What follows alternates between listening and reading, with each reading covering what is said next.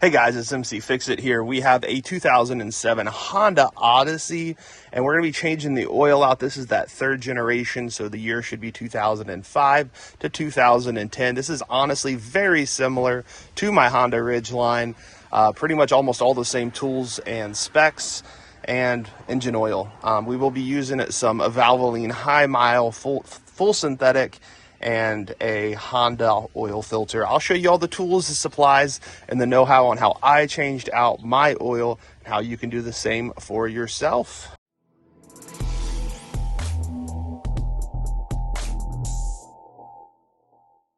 Here are the tools and the supplies that I used for this oil change. Obviously, we're going to talk about the oil first. This is a 5W20 high mileage. I have over 70,000 miles, full synthetic. There's a couple of options on filters. This is the original Honda one. Fram makes one as well. You can kind of see the part numbers there, and even Mobile one. Today I am going to go with the Honda one, but I just wanted to show you there's lots of options. So there's the full Honda number. You're going to want an oil filter, some kind of jack and wedges, and Jackstands paper towels. This is a 17mm ratchet that does give you some angle options on it. Then a torque wrench that is set to 29. It does highly encourage you to change out the washers. So this is a crush washer. I got these from Honda when I bought the filter. You only need one. I just bought 4 so I don't have to go back for a while.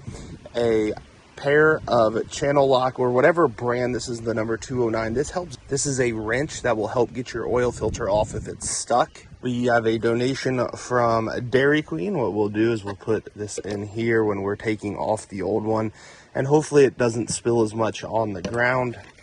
A Ziploc bag and something to catch your oil in. Once the engine is popped, we'll go ahead and remove the oil cap.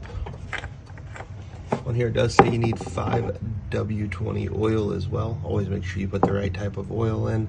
This will allow it to drain a little quicker as well.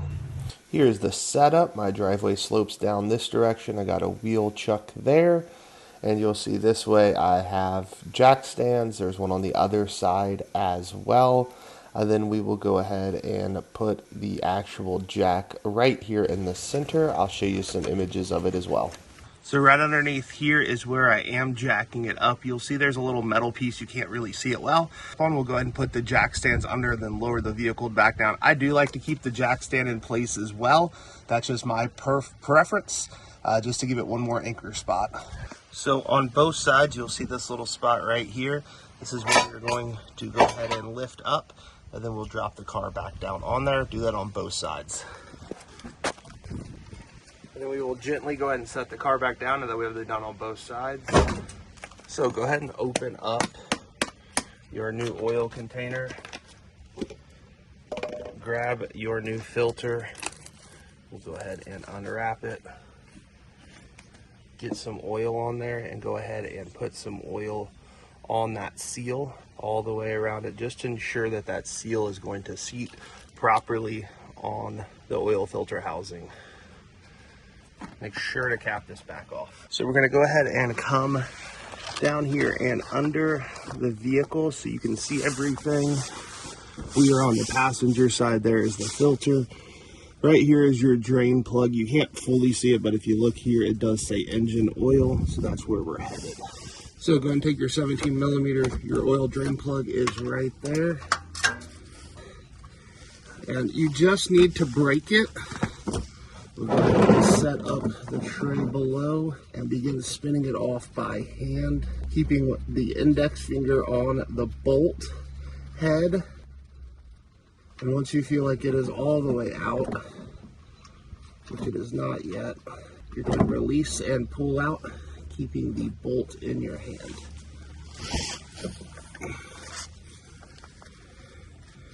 Go ahead and clean up your hand so you don't get oil everywhere. So you're going to go ahead and remove the old crush washer, get in that little baggie, and go ahead and put a new crush washer on. And we're going to set this off to the side until we need to put it on. So we're going to scoot our oil container back a little bit.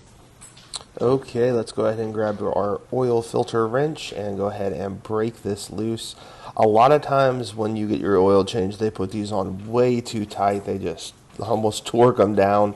Go ahead and grab a cup that's a little bigger if you want to solve some of that oil leak problem that happens, because this is at an angle and will get all over your frame of your vehicle. I've done the ridgeline many times and had lots of issues with that, so just keep spinning it and it'll catch all the oil. You can see it's dripping down in, but it'll leak here and go all over the place. So this just large cup from Dairy Queen is kind of capturing all that right now. And it is officially off. So you'll get a couple of drips like we're getting right now, but it fills the cup up about half full. And we'll just go ahead and clean the face of that off.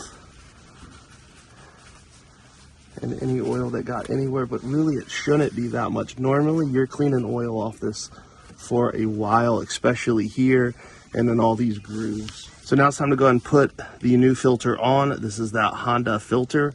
One thing I will say is do not use the wrench on this. Just go ahead, put it up here, try to match the angle of the old one, and it should just begin to spin on just like that.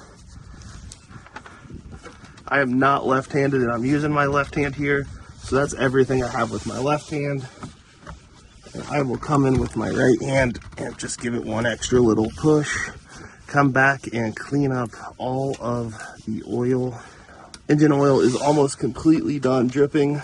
There's no way to get every ounce of oil out, so once it's down to a small little drip like it is right there, we're gonna go ahead and put that drain bolt on. Make sure you have your new washer on there as well. That crush washer is not good forever. They say change it out every time. I'll be honest, I normally change it out about every other time.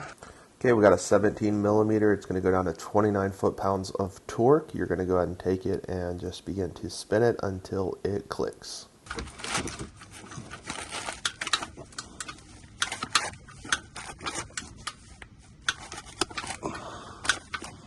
And that's it. You can go ahead and remove everything else, give it one last final wipe off of everything, and we're ready to go up top. You can go ahead and jack the vehicle back up, remove the two jack stands, then we will lower the vehicle back down.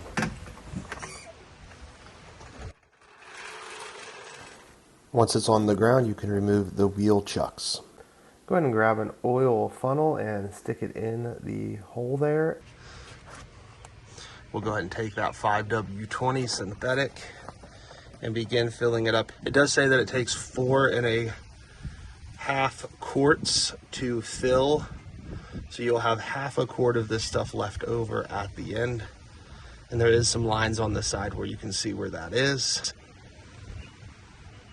So I'm gonna guess that is almost right. So you can see right here is the quart line and it is just below it, so just a touch more. That right there should get us, yep, that right there got us to just about half a quart left. I like to save this, I write new on it and add it up, and then every 5th oil change you get a free amount of oil. Go ahead and clean everything up. Dispose of your old oil properly as well.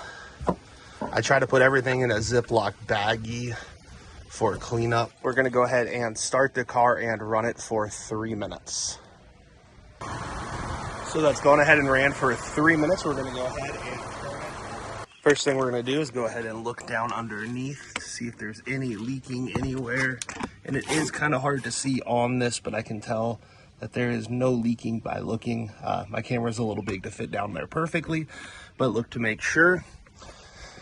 And we're gonna go ahead and check the oil level. So we're gonna go ahead and remove the dipstick. Go ahead and clean it off, and then we're going to put it back down in, all the way down.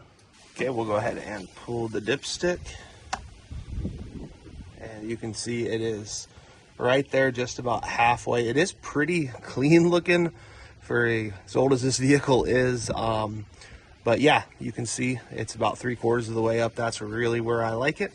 You can go ahead and put that back in. Clean off any surfaces that may have any oil or anything like that. Go ahead and give it a test drive as well, then come back under and look one last time. That just ensures, and then you're good for about another 10,000 miles.